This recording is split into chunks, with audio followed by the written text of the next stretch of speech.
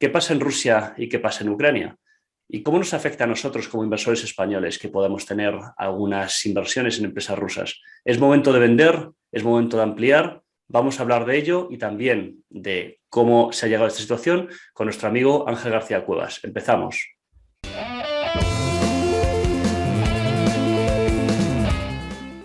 Hola a todos, buenos días y bienvenidos a este pequeño vídeo que hacemos hoy sobre la situación de Rusia y cómo nos puede afectar. Estamos con Ángel García Cuevas de Polynomics. Hola Ángel. Muy buena, Gustavo. ¿Qué tal? Muy bien, oye, encantado de verte y vamos a hablar un poquito de Rusia y cómo nos impacta esta crisis, si te parece. Perfecto, me parece estupendo porque desde luego, según estoy viendo, por lo menos aquí en los medios de comunicación en España y muchos en Estados Unidos también, están metiendo mucho, digamos, no fake news, pero que transmiten como medias verdades y está haciendo que la gente no entienda del todo cuál es la situación que está pasando en esta Europa. Efectivamente, efectivamente. Entonces, bueno, primero, por poner un poco de contexto, aunque ya mucha gente estará familiarizado con ello, el telón de acero cae en los años 90 y a partir del 91 ya se deshace la URSS y en ese momento Rusia pasa a ser un país independiente, ¿no? Entonces, bueno, quizás nos puedes contar un poco cómo fue ese paso desde un punto de vista de transición económica de la época esa de Gorbachev a lo que luego fue la época de Yeltsin, Ángel. Sí, claro, realmente pues eso, estamos hablando de que la Unión Soviética era una potencia global, de hecho competía con Estados Unidos en muchísimos ámbitos, pero las cosas como son. Desde la época de Lenin, el intervencionismo en este país, o en este conjunto de naciones, era brutal, era excesivo. Y sí que es verdad que teledirigir la economía en determinados momentos hacia ciertos horizontes le pudo ocasionar un gran crecimiento, como puede ser en el sector industrial. Pero claro, llega un momento digamos que ese modelo colapsa, que ese modelo es insostenible, porque básicamente estás pues eso, moviendo dinero de un lado a otro, produciendo sin saber exactamente cuánto vas a necesitar y no dejas al mercado que actúe de manera libre. Por lo tanto, los desbarajustes se van propagando poco a poco hacia todos los sectores y llega un punto que no hay por dónde cogerlo. Entonces, realmente fue, como tú muy bien has dicho, en los años 90, concretamente en el 91, cuando se disuelve la Unión Soviética, que, digamos, la persona, por así decirlo, encargada de ello fue Gorbachev, y automáticamente, pues eso, vino el primer presidente de la Federación Rusa, Boris Yeltsin, que estuvo, si mal no recuerdo, desde el 91 hasta el 99, y ya después de ello llegó nuestro querido Vladimir Putin, que lleva en el gobierno prácticamente ininterrumpidamente desde entonces. Sí que es verdad que entre 2008 y 2012 no tuvo cargo ni de presidente, ni de primer ministro, ni nada, pero seguía en la órbita del gobierno antes lo hemos hablado, es posible que incluso fuera el presidente, por así decirlo, en la sombra, pero debido a la crisis de 2008, quizá no quisiera perjudicar su imagen ante lo que son los rusos. Eso es, eso es. Entonces, bueno, Gorbachev ya había iniciado algún pequeño proceso aperturista, pero ese proceso aperturista estaba encaminado a que, bueno, una serie de oligarcas se enriquecieran y fueran tomando posiciones en empresas que antiguamente eran públicas y demás, y eso ha sido un poco la trayectoria que siempre ha tenido la economía rusa, ¿no? Una serie de personas que se enriquecen de una grandísima manera a costa de que hay una buena parte de la población pues que no puede progresar, ¿no? Las típicas élites extractivas que hemos hablado en diversas ocasiones, ¿no? Pero bueno, aquí Exactamente, sí. también... Al final, perdona, Gustavo, al final, pues eso, más que una liberalización de la economía rusa, se hizo una privatización. Eso Y es. luego también porque las cosas como son, Rusia es un país que tiene un PIB ligeramente superior al de España, pese a que tiene muchísima más población. Y ante, digamos, la amenaza de Estados Unidos, porque sí, Estados Unidos es un país amenazante. Las cosas como son, es un país que sobre todo bajo el gobierno demócrata ha sido muy belicista. Entonces, lo que Gorbachev pretendía y buena parte de la élite rusa era, digamos, mantener seguridad en sus fronteras pues haciendo que incluso el secretario de Estado de Estados Unidos para la defensa prometiese que nunca iban a haber misiles nucleares en la frontera rusa, cosa que están incumpliendo actualmente y que, de hecho, muchas de las cosas que pasan ahora se entienden por ese motivo. Eso es, eso. Entonces, bueno, por volver un poco a la trayectoria que ha seguido Rusia, pues hay que decir que el paso de la URSS a Rusia supone perder el 24% digamos, de la superficie del territorio y el 40% del PIB. Posteriormente, durante esos años de Boris Yeltsin, todavía el PIB cayó otro 50%, ¿no? Es decir, que fue una reducción de la calidad de vida de la gente pues muy apreciable, y es a partir de la llegada de Putin cuando hay una cierta estabilidad en el año 2000 y desde ahí podemos hablar desde el 2000 de dos fases, ¿no? Una primera fase del 2000 al 2008 que la economía rusa crecía al 4 o 5%, no tanto por una liberalización de la economía, sino porque, bueno, pues digamos, por ese proceso de privatización que has comentado y los oligarcas que ponen las máquinas a andar, y para que el oligarca gane dinero, pues al final, bueno, pues todo el mundo acaba más o menos progresando, ¿no? Entonces, en esa época, la popularidad de Putin pues asentaba en, digamos, la perspectiva de que esos crecimientos fueran permanentes en el tiempo, ¿no? Pero luego, claro, al llegar la crisis del 2007-2008, se lo impacta muy fuertemente a Rusia, y después de esa crisis los precios del petróleo quedan bajos relativamente a lo que eran antes, y entonces Rusia le cuesta mucho más, como gran país exportador de petróleo que es, pues le cuesta mucho más crecer, ¿no? Y se quedan unos crecimientos bastante tibios del 2%. Entonces ahí la popularidad de Putin está un poquito, se empieza a poner un poco en entredicho, y entonces él inicia una segunda fase que es el hacer Rusia grande de nuevo, ¿no? Y entonces ahí inicia digamos, una trayectoria en la que él va ganando cada vez más poder y se establece un equilibrio que para nosotros, en una sociedad como la nuestra, sería delicado, ¿no? Sería un equilibrio en el cual renuncias a tus libertades políticas, digamos, con la promesa de que va a haber crecimiento y una cierta estabilidad, pero claro, posiblemente a los rusos, pues después digamos, de la mala vida que han tenido bajo la Unión Soviética y demás, pues ese es un cambio, un equilibrio que sí que les convence, ¿no? Entonces, bueno, ahí Putin inicia una época en la que se empieza a hacer patente cuáles son sus objetivos, ¿no? Que es, por una parte, primero, hacer que Rusia sea un player global, ¿no? Un jugador importante a nivel global desde el punto de vista geopolítico. La segunda cosa, a nivel local, pues ser el gorila más grande de la habitación, ¿no? Y que todas las repúblicas exsoviéticas pues estén atemorizadas frente a Rusia y no le contradigan en nada de ninguno de los proyectos que ellos inician.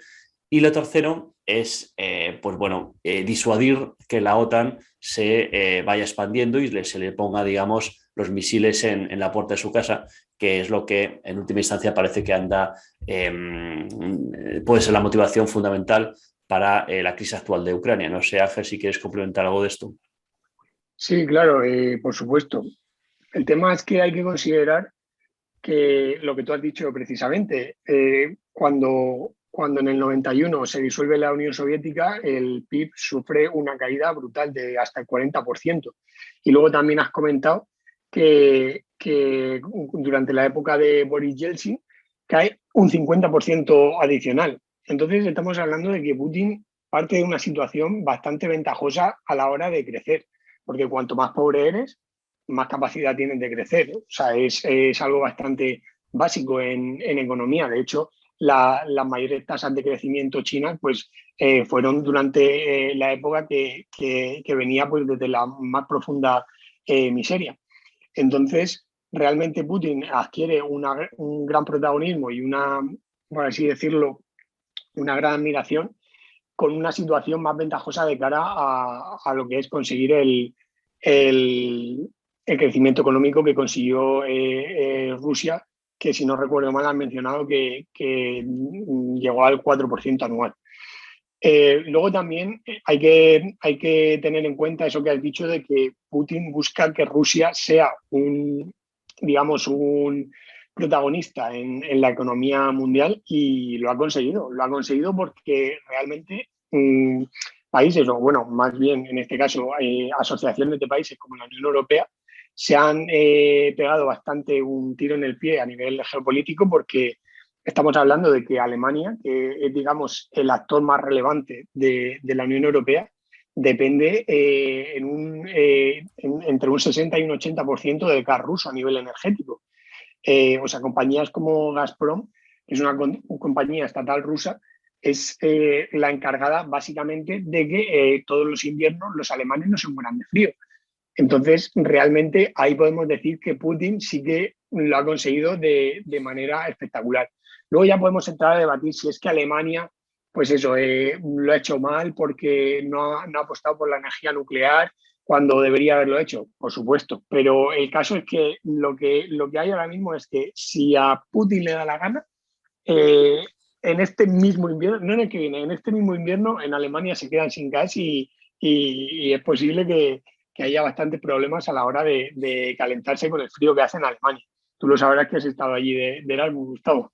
Sí, sí, Y, sí. y bueno, aparte de eso, pues añadir que si comparamos el desarrollo de Rusia con respecto a otras repúblicas socialistas soviéticas, como puede ser República Checa, Eslovaquia, no sé, Lituania, también Polonia, pues estamos hablando de que algunas, como por ejemplo la República Checa, ha superado a España en PIB per cápita. Y vamos, o sea, realmente hasta hace nada, pues era incluso más pobre que la Federación Rusa. Entonces, realmente, pues ahí tenemos ya una pista de lo que es ese capitalismo de amigotes, esa privatización de la economía y no liberalización, lo que ha traído a Rusia, básicamente, pues que no crezca como podría crecer o como el potencial que tiene, pues debería reflejar. Mm, mm. Entonces, bueno, ahora tenemos que plantearnos un poco, y es el objetivo del vídeo, ver cuáles son las perspectivas para nosotros, ¿no? Como inversores, ahorradores españoles, algunos tenemos intereses en Rusia y, bueno, intereses en Rusia. Tenemos más bien acciones de empresas rusas o que provienen de Rusia o tienen inversiones en Rusia. Entonces, claro, ahora la cuestión han bajado mucho esta última semana las cotizaciones por el miedo que tienen los mercados. Pero claro, yo creo que podría ser posible que haya una cierta, o sea, diríamos, hay una cierta probabilidad de que esto sea una crisis corta, que ahora Putin, una vez demostrado esa capacidad que tiene Rusia y que ha amedrentado a todos los contendientes en estas discusiones que ha habido, pues que realmente decida retirarse y las cosas vuelvan a su cauce, digamos, la relativa calma chicha o calma tensa que venía viendo en los años anteriores. No sé qué te parece, Ángel. Sí, yo lo que considero es que ahora mismo no es el momento de desinvertir, porque ahora mismo es posible que no sé, corrígeme si me equivoco, Gustavo, es posible que las acciones ahora mismo estén en alguno de sus puntos más bajos. Yo considero que va a haber una restitución de, digamos, el comercio a lo que es digamos, a nivel normal entre Rusia, la Unión Europea e incluso Estados Unidos, porque al fin y al cabo es que son muchos la gente poderosa tanto en la Unión Europea como en Estados Unidos que tiene intereses a nivel económico en Rusia. Se hablaba de que se le va a echar del SWIFT y cosas así. Es imposible porque realmente o sea, la economía tanto de Estados Unidos como del resto de países occidentales depende mucho también de esas transacciones que se hacen con Rusia y si se expulsa a este país del código SWIFT, esas transacciones internacionales no se van a poder hacer. Entonces, en ese aspecto yo me gustaría que la gente estuviera tranquila y que básicamente esto solo es una demostración de fuerza. Es una demostración de fuerza como en su momento también pudo hacer en 2014 con el Euromaidán. Pues eso, Putin invadió Crimea, que realmente es una invasión en la que, digamos, tú lo que haces es invadir a tu propia gente, porque Crimea era una región más prorrusa que otra cosa, pero en fin, que yo no me preocuparía en el sentido de pensar que ahora mismo las acciones en empresas rusas solo pueden caer. Sí, sí, o sea, yo lo que creo es que coincido un poco contigo, ¿no? Que esto es una demostración de fuerza, que realmente si no le han echado ya en esta primera semana del sistema SWIFT es porque saben que en el momento que le echen se genera a la Unión Europea un problema a la hora de seguir pagando el gas ruso, es decir, que le echas, pero como le tienes que seguir pagando, tendrás que buscar una alternativa para pagarle y a lo mejor acabarían usando el propio sistema de transacciones que está intentando popularizar Rusia. O sea, que sería, digamos, ya el desastre más absoluto, ¿no?